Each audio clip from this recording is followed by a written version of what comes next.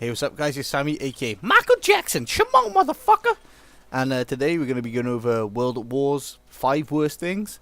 There's a couple of things I forgot about in the last video. I really forgot about gibbing. It's at least worth a mention. That's a pretty cool thing, that's only being in World at War.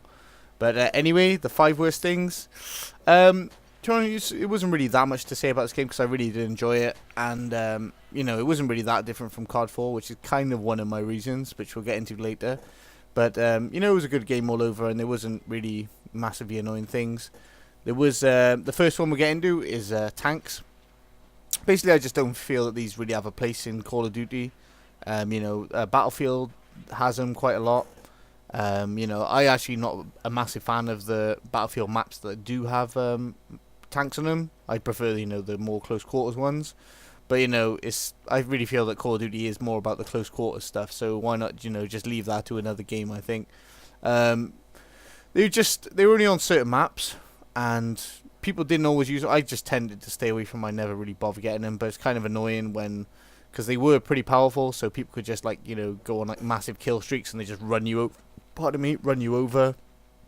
You know, the sticky grenades and the bazookas were there to help you take them out, but I just really didn't feel they added anything to the game, and the fact that it wasn't a kill streak and anyone could get them and just, you know, mow you down was just, I really feel was a bit unfair.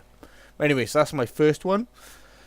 The second one, I'm kind of cheating here because it's not really, I didn't really have a problem with it, but because I was really struggling so much to to have like a problem with anything, I kind of thought, what do other people dislike? And a lot of my friends didn't really want to play this as much because of the fact there was a World War II theme. There's a lot of people, as I mentioned in the last video, kind of fed up of the World War II thing. So because of that, a lot of my friends didn't play it, so I ended up playing this on my own. But I didn't have a problem with it, but you know, some people did. So the next thing that annoyed me is kind of like I don't know why they do this, but every single time a new Call of Duty comes out, apart from Black Ops 2, they basically made Last Stand better. And in one, I don't think it was actually in this gameplay, but one of them, I did all right in the game, but it was literally taking me 30 bullets to kill someone because the guy had Juggernaut on, so I was using a pretty weak weapon to begin with. I think the SDG, yeah, the gun I'm using now, it's not really that powerful. I plowed him full of bullets, finally get him to drop, and then there's, you know, the 3 bullets where he's just immune for a couple of seconds, and then finally kill him, and it was just ridiculous because, you know, when you're trying to go for multi-kills, it's really not fair that you got to go back and, like, you know, kill someone again. It was kind of annoying. I would kind of include Juggernaut in it, but then Juggernaut just counters stopping power, which is just as overpowered. So, you know, it's not really overpowered, but, you know, it's just as useful. So can't really complain about that. The next thing on the list is map packs. Not that I really had a problem with the map packs. It's just the fact that I only had one of them. And the way I don't know why they kind of went backwards, because the way the Call of Duty 4 did it was that it would just, I believe, would just split you up. So you would play with people who had the map packs, or you would play with people who didn't have them, depending on when you have them. But for some reason in World at War, whether it was for, I guess it was kind of better for connection, but kind of annoying anyway, it would just literally put you into a lobby with every single map that you could possibly have. And if you didn't have it, it would just say buy them or get out. And I really just kind of find that annoying because it's kind of hard to find a lobby sometimes. Sometimes I think, I might just buy them, but then I'm like, no, I'm not buying them just because you've got some stupid matchmaking system, you know. Why should I? I don't even want to, you know, it's an old game. I'm not going to pay however many points it is, 800 points per map pack now. It's just not worth it.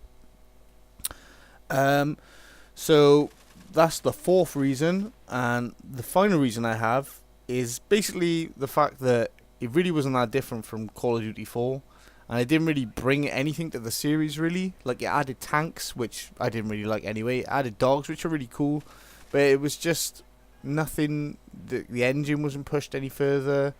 I don't think there was any new perks. They did add a flamethrower, which was pretty interesting, I guess. They had Bettys instead of Claymores, which were actually a runner-up for the list, because I think they were a lot more annoying than Claymores, just because they could just kill you from any angle. So there is a runner-up there as well, bouncing Bettys.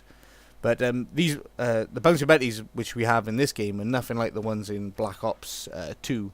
you literally, if you duck or lie down, they would still kill you. It doesn't matter. So that was really annoying. But anyway, back to my reason. It's just it just didn't progress at all. You know, they could have added a lot of things.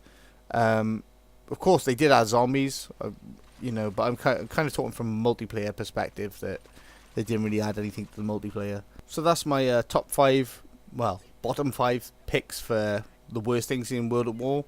Feel free to mention in the comments the things you didn't like about this game as well, because this was probably the least popular Call of Duty that I know of anyway. I really liked it, but obviously a lot of people didn't like it, so there must be a reason for it.